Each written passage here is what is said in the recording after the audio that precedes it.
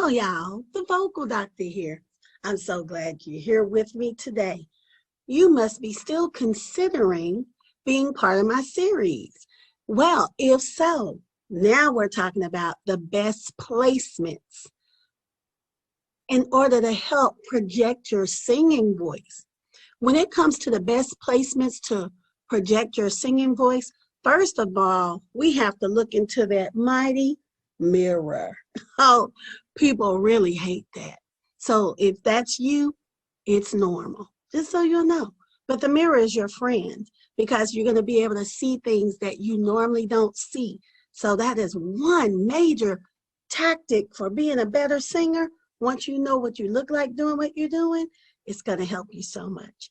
Then I'm going to give you some other major techniques called the placement inside the mouth, okay?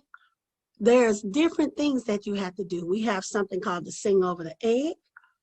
We have the bite the apple. We have yawn. Oh my goodness, we have opera singer.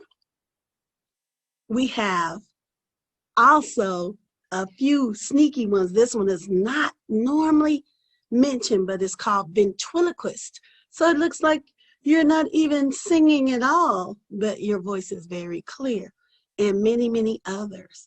That is the reason you need to definitely click into this series, because you need at least 2 placements or positions that you can think about without having to think too much while you're singing.